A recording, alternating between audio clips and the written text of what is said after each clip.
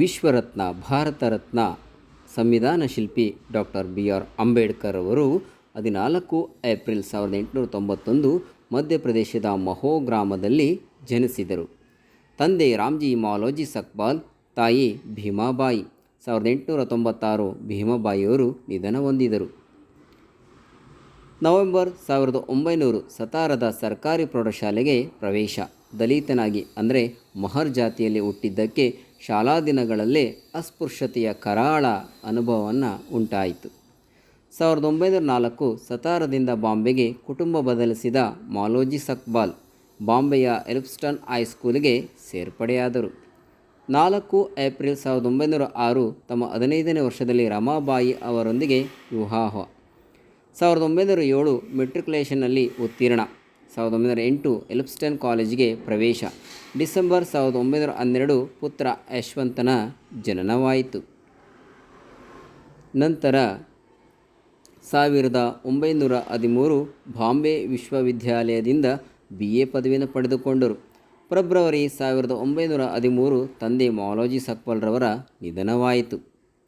April 1913 ಅಮೆರಿಕದಲ್ಲಿ ಉನ್ನತ ವ್ಯಾಸಂಗಕ್ಕಾಗಿ ಬರೋಡದ ರಾಜ ಸಯ್ಯಾಜಿ ಗಾಯಕ್ವಾಡ್ರಿಂದ ವಿದ್ಯಾರ್ಥಿ ವೇತನ ಮಂಜೂರಾಯಿತು. ಜುಲೈ 1913 ಕೊಲಂಬಿಯಾ ವಿಶ್ವವಿದ್ಯಾಲಯಕ್ಕೆ ಪ್ರವೇಶವನ್ನು ಸಹ ಪಡೆದರು. ಜೂನ್ 1915 ಕೊಲಂಬಿಯಾ ವಿಶ್ವವಿದ್ಯಾಲಯದಿಂದ ಅರ್ಥಶಾಸ್ತ್ರ ಮುಖ್ಯ ವಿಷಯವಾಗಿ MA ಪದವಿ ಜೊತೆಗೆ ಸಮಾಜಶಾಸ್ತ್ರ, ಇತಿಹಾಸ, ತತ್ವಶಾಸ್ತ್ರ, ರಾಜ್ಯಶಾಸ್ತ್ರ ವಿಷಯಗಳ ಅಧ್ಯಯನವನ್ನು ಸಹ ಮಾಡಿದರು. ನಂತರದಲ್ಲಿ ಇವರು ಮೇ 1916 ವಿಶ್ವವಿದ್ಯಾಲಯದ ವಿಚಾರ ಸಂಕಿರಣದಲ್ಲಿ ಭಾರತದಲ್ಲಿ ಜಾತಿ ವ್ಯವಸ್ಥೆ ಕುರಿತು ಪ್ರಬಂಧ ಮಂಡನೆಯನ್ನು ಮಾಡಿದರು.